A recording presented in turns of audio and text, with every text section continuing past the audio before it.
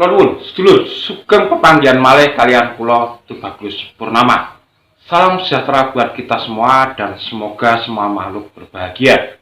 Rahayu, rahayu, rahayu engkang sami pinanggih. Sedulur, dalam video kali ini saya ingin membahas tentang 5M atau Molimo, tapi versi ajaran leluhur Jawa. Nah, di sini sebetulnya ada pembelokan tentang ajaran 5M ini. Karena 5M ini dianut oleh Bhairawa Tantra atau aliran Bhairawa Tantra. Perlu diingat bahwa aliran Bhairawa Tantra ini juga pernah menyelamatkan Sang Prabu Airlangga. Ketika dalam ceritanya Sang Prabu Airlangga itu mengalami kekalahan oleh Raja Worawari yang letaknya sekarang di Blora,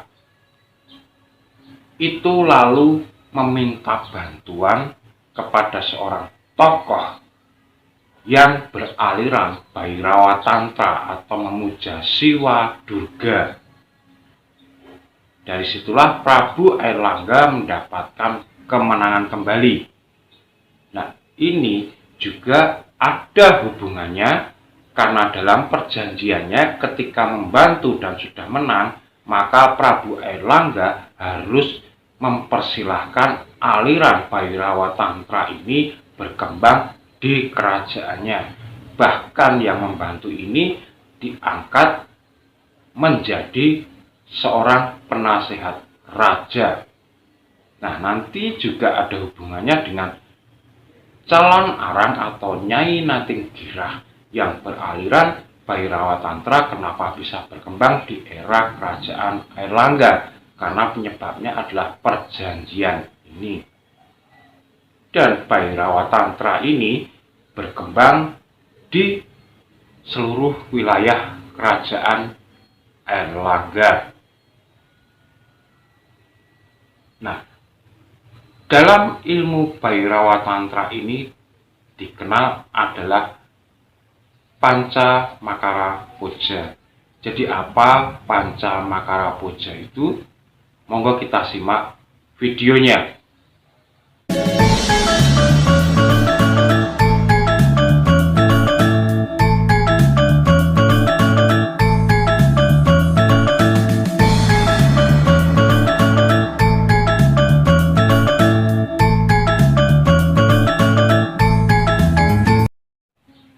Baik, sedulur, kalau kita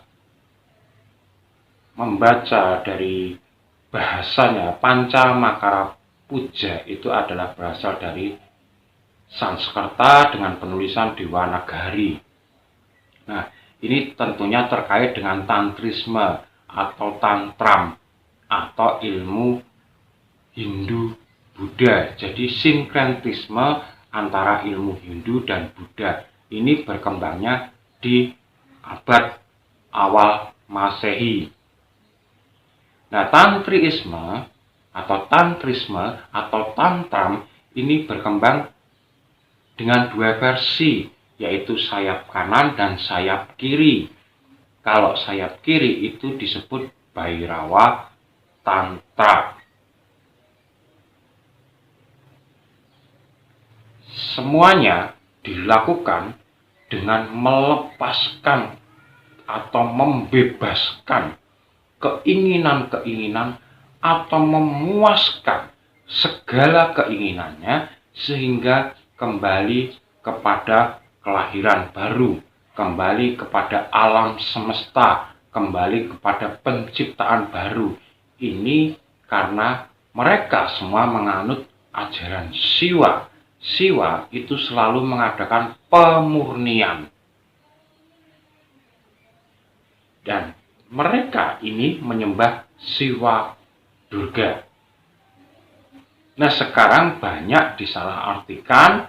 Ada yang menyatakan bahwa itu bebas, melakukan seks bebas, atau makan segala binatang yang bebas gitu. makan daging yang bebas, minum alkohol puasnya bebas, itu sebetulnya tidak seperti itu.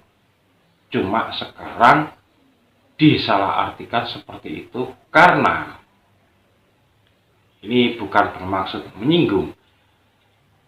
Wali Songo dulu berjuang untuk meredam ajaran ini agar tidak berkembang.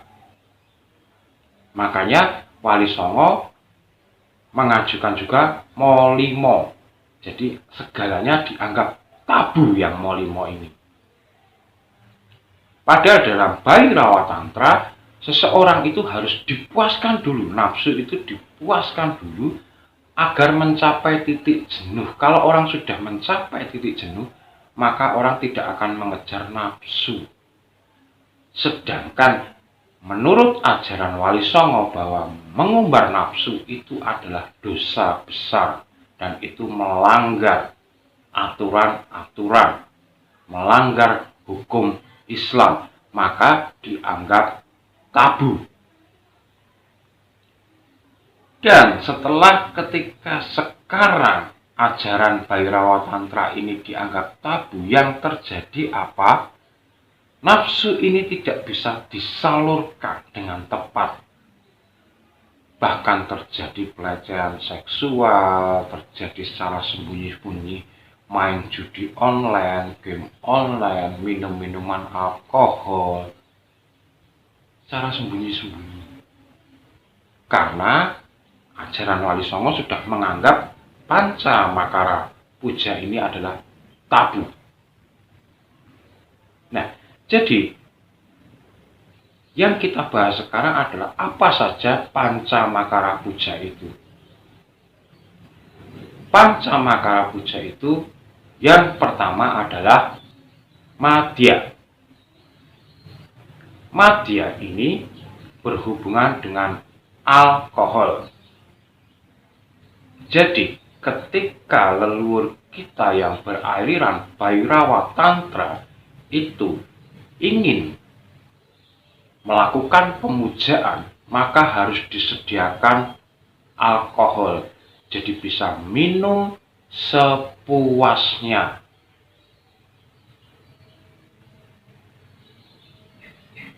Tapi ingat, ini hanya pada saat upacara pemujaan. Jadi tidak setiap hari. Yang pertama. Kemudian yang kedua ada mamsa. Mamsa ini berkaitan dengan daging. Pada saat dulu, leluhur kita biasa menyuguhkan daging celeng, daging babi dari ternak-ternak mereka. Itu memakan daging sepuasnya. Ingat juga, ini masih dalam upacara pemujaan. Jadi tidak setiap waktu. Kemudian ada yang ketiga adalah matsya. Matsya ini berhubungan dengan ikan. Jadi dalam pemujaan itu banyak ikan-ikan yang dimakan juga untuk memuaskan nafsu. Tapi ingat, dalam pemujaan. Setelah yang ketiga, kita ada yang keempat adalah mudra. Mudra ini adalah gerakan. Jadi kita sering melihat bahwa pemujaan di dalam leluhur dulu, di acara-acara pemujaan itu selalu ada gerakan. Gerakan ini berupa tarian, kebebasan. Jadi menari sebebas-bebasnya, bergerak mengikuti irama, mengikuti kesenangan hati, mengikuti nafsu, mau bergerak seperti apa saja. Itu bisa dilakukan di dalam acara pemujaan. Kemudian Yang kelima, yang sering disalahartikan dengan seks bebas adalah maituna atau berhubungan seksual. Nah, di sini dimaksudkan berhubungan seksual sepuas-puasnya itu adalah dengan pasangannya,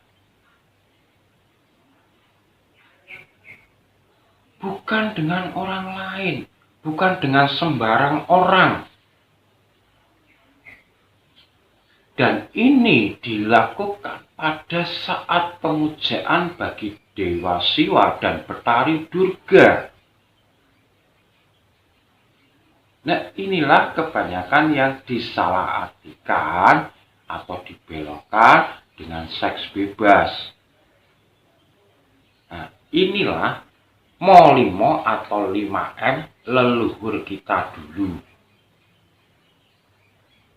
Jadi, memang leluhur kita dulu ada dua aliran. Yang satu Bhairawa, itu aliran kiri, yang satu aliran kanan. Yang aliran kanan itu mengutamakan meditasi, semedi, manekung. Kalau yang kiri itu memuaskan nafsu sehingga bisa memperoleh kebebasan dalam berpikir, bisa memperoleh kembali kesadaran dengan alam semesta. Saya juga mencontohkan bahwa saya mengajarkan kepada anak saya ketika minta sesuatu. Misalnya, pada hari ini pengennya bakso. Maka setiap hari akan saya berikan bakso. Setiap mau makan saya berikan bakso. Tidak sampai 1 minggu anak saya sudah bosan. Kemudian ditanya lagi, mau minta bakso? Tidak, sudah bosan.